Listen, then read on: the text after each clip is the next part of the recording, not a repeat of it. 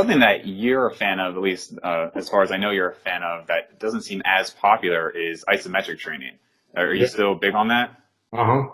And So go ahead. different than most people do it because most people just think isometric is like, you're standing there and like basically contracting, say you're trying to work your chest. You're standing there, flexing your pecs as hard as you can, or you're just holding a weight in place. I'm talking about a very specific methodology of isometrics where if you're doing like a deadlift, you're pulling against the pins as hard as you can at a Mhm. specific weak point you're trying to work.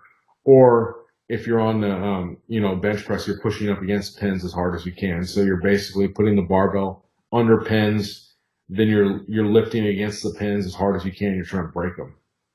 Okay. How did you get into that method? Since, I mean, it just doesn't seem very popular and doesn't seem like that many people recommend it. Yeah, I read some stuff on isometrics like back in the old days, and they weren't applying it the same way exactly, but like a lot of the York barbell lifters were doing it and stuff too. And what was interesting about it is they basically, a bunch of York barbell lifters had set world records in like overhead presses and some Olympic lifts and things like that. And they were marketing as their isometric system they had out. But Mm. the issue or the lie was that's when they had also invented like steroids. So Okay. they're basically feeding Dianabol to the lifters and saying it's only because of isometric. So once the cat was let out of the bag, everybody's like, come on now, this is just the Dianabol did it all. But I Right. mean, obviously it helped. I'm sure it helped more than the isometrics. But the flip side is, I mean, you can go to NALA Fitness, you have hundreds of people there that are on steroids that are training and very weak. So it doesn't just Hmm. necessarily make you strong. It's going to make you stronger than you be without it. But like, you can't just discount something because there's extra help.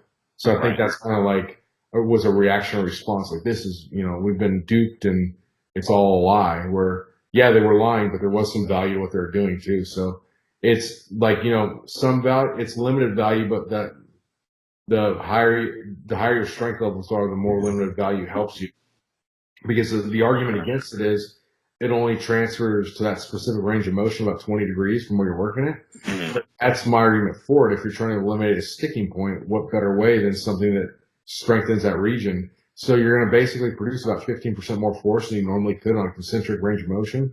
And you're going to be able to do it for a long time because you hit that spot for 5 to 6 seconds. And there's no way you can produce maximal force for 5 to 6 seconds concentrically, especially in your weakest region. So Hmm. overloading it from all different directions. Now, will you put it directly at the sticking point, or will you go a little below it, and so you can build up that power to break through it?